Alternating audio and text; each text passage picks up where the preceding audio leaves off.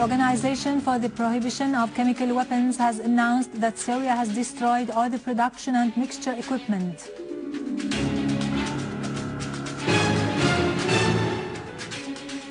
The Syrian Arab Army achieves more progress eliminating scores of terrorists in different towns and cities.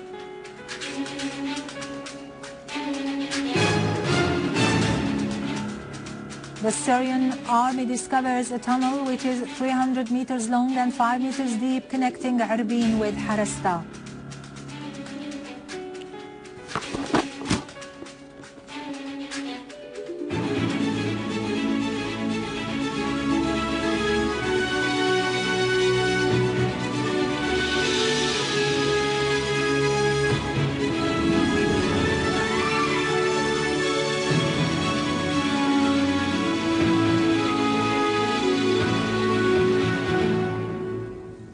Good afternoon, ladies and gentlemen. This is Yarado Krikorian with the news in English.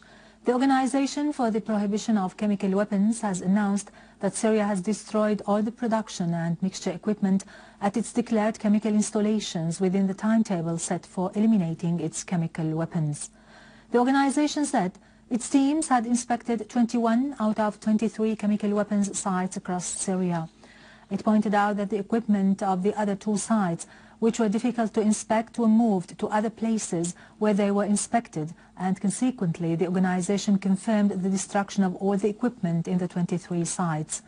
It had affirmed last week that Syria had committed itself to the deadline set for the destruction of its chemical weapons.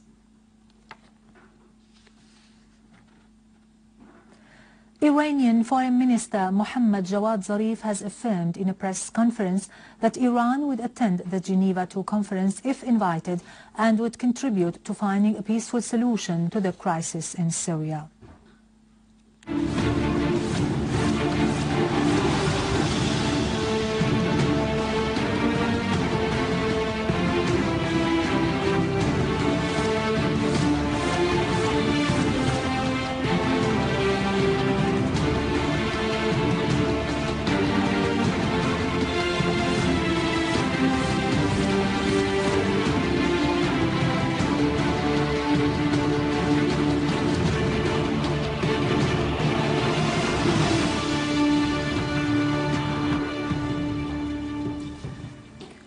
Syrian Arab Army units destroyed a factory for manufacturing explosive devices to the northwest of Yabrud and weapons and ammunition cache in the western farms of Jayrud, in addition to destroying terrorist vehicles in Jabadin in Damascus countryside.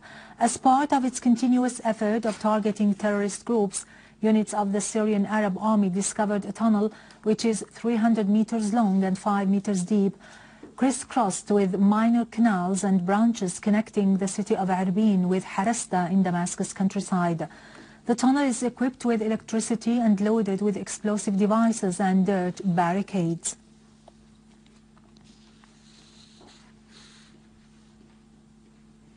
Syrian Arab Army unit confronted an armed terrorist group that attempted to attack a military checkpoint near Azara Bridge, killing many terrorists, including Mu'tasim al-Dandashi, the leader of the so-called Junudullah battalion. In Aleppo, the Syrian Arab Army has eliminated terrorist gatherings in the surroundings of Aleppo Central Prison, Al-Kindi Hospital and Daret Azza. The army also destroyed terrorist hideouts and missiles launching podiums, as well as mortar guns in Al-Jdeide and Queres villages. An army unit meanwhile killed all the members of a terrorist group in the outskirts of Sheikh Said neighborhood and confiscated their mortar gun.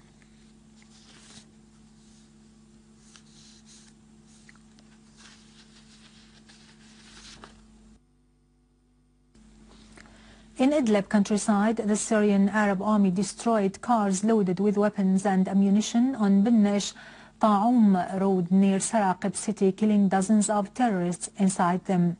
In Idlib, army units foiled several attempts by terrorists to block highways near Tallet al-Mastume for the sake of disrupting traffic among Syrian cities, let alone the strategic importance of al-Mastume Hill, which overlooks the cities of Idlib and Ariha.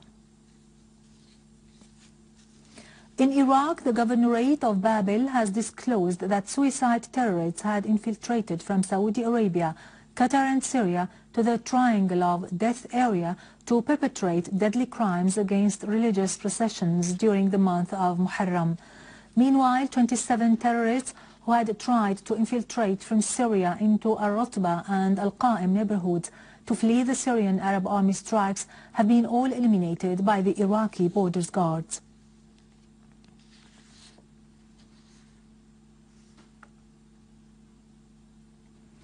In Lebanon, an explosive device blew up in Shtura in Al-Biqa, leaving no casualties. One car was damaged.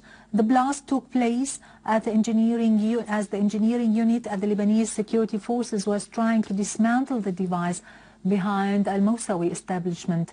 The Lebanese army had earlier seized the van loaded with arms and ammunition near the Lebanese-Syrian borders. The suspects were handed over to concerned parties and investigation immediately started into the incident.